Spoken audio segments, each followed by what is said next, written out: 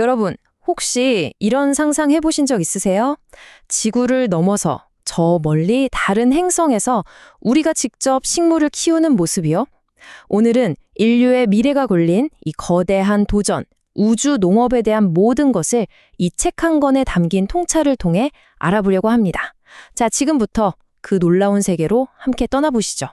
이 분야의 선두주자죠. 일론 머스크는 이렇게 딱 잘라 말했습니다. 선택이 아니라 필수다. 이 말의 무게가 느껴지시나요?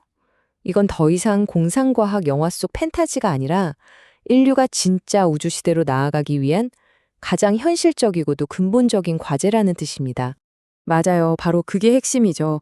흙도 없고 햇빛도 희미하고 심지어 숨쉴 공기조차 거의 없는 극한의 진공 상태. 도대체 이런 곳에서 어떻게 생명의 씨앗을 틔울 수 있을까요? 그럼 먼저 우리가 왜 이렇게까지 어려운 도전에 나서야만 하는지 그 근본적인 이유부터 한번 파고 들어가 보겠습니다. 이건 단순히 멋있으니까 하는 그런 차원의 이야기가 절대 아니거든요. 네, 이유는 아주 간단하고 명료합니다. 바로 생존 때문이죠. 화성까지 왕복하는 데만 500일이 넘게 걸려요. 상상이 가시나요? 그 엄청난 기간 동안 먹을 식량을 전부 우주선에 싣고 간다? 무게와 부피 때문에 이건 물리적으로 불가능합니다. 지구의 보급이 닿지 않는 머나먼 곳에서 스스로 식량을 만들어내는 것, 즉 자급자족은 선택이 아닌 유일한 생존 방법인 겁니다.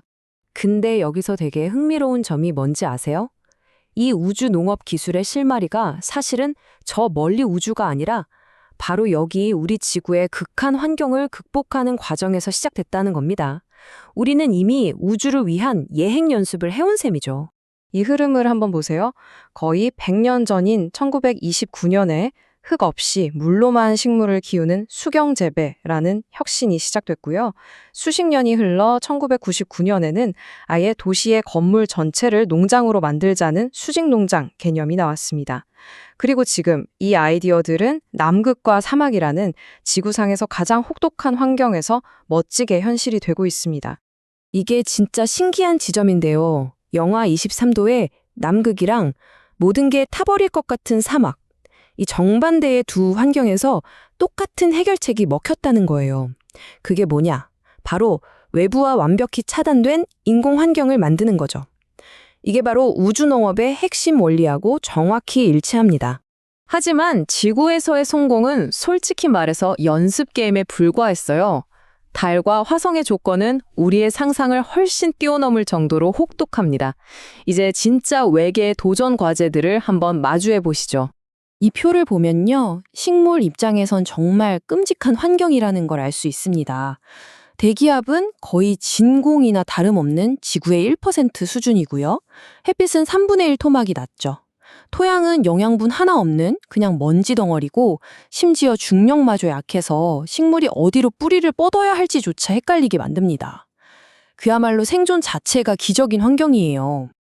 식물이 받는 스트레스가 진짜 장난이 아니에요.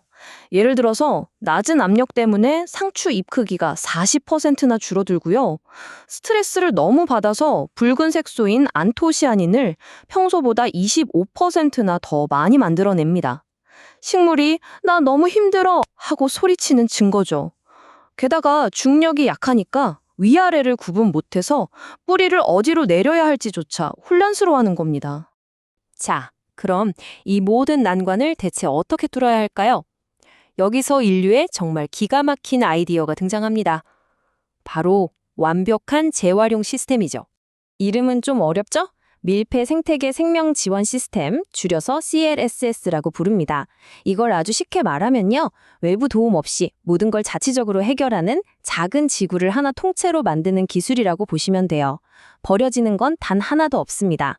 이게 그냥 이론이 아니라는 걸 보여주는 정말 놀라운 실화가 하나 있습니다. 1972년에 데이비드 라티버라는 분이 식물을 유리병에 넣고 뚜껑을 그냥 닫아버렸어요. 그런데 이게 무려 40년 넘게 물 한 방울 주지 않았는데도 스스로 살아남았습니다. 바로 이 병 안에서 완벽한 물질 순환, 즉 CESS가 일어난 거죠. 우주 기지 안에서는 이 순환이 정말 완벽한 하나의 고리처럼 돌아갑니다. 인간이 뇌시는 이산화탄소와 배설물, 그러니까 버려지는 모든 것이 식물에게는 아주 소중한 영양분이 되고요. 식물은 그 보답으로 인간에게 가장 필요한 산소와 식량을 만들어주죠. 그야말로 인간과 식물이 서로의 생명을 책임지는 완벽한 공생관계가 만들어지는 겁니다. 이 우주농업의 최종 목표는요, 단순히 밥을 먹는 걸 넘어서는 겁니다. 바로 인류를 위한 새로운 보금자리, 제2의 지구를 건설하는 것이죠.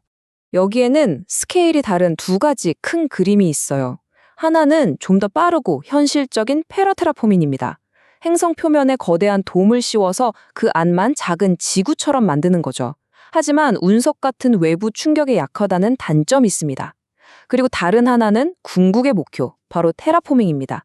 수백 년, 어쩌면 수천 년에 걸쳐서 행성 전체를 지구처럼 바꾸는 인류 역사상 가장 거대한 프로젝트라고 할 수 있죠. 그럼 그 방법들은 대체 뭘까요? 와, 정말 상상력을 초월할 만큼 대담합니다. 온실가스를 대기에 일부러 뿌려서 행성 전체를 데우거나 일론 머스크가 제안한 것처럼 극지방에 핵폭탄을 터뜨려서 얼음 속에 갇힌 이산화탄소와 물을 방출시키는 방법도 거론되고요.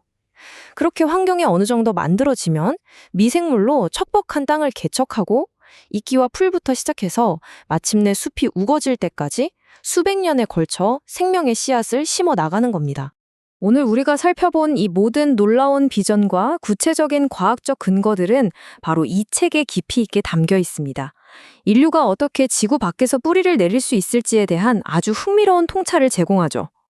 자, 마지막으로 이 질문을 한번 던져보고 싶습니다. 약 1만 년 전 우리 인류는 생존을 위해 농업을 시작했고 그것이 문명의 시작이었습니다. 그렇다면 이제 저 척박한 화성에서 농사를 지으며 우리는 또 어떤 새로운 문명, 어떤 새로운 가능성을 발견하게 될까요? 그 답을 찾아가는 위대한 여정은 바로 지금 막 시작됐습니다.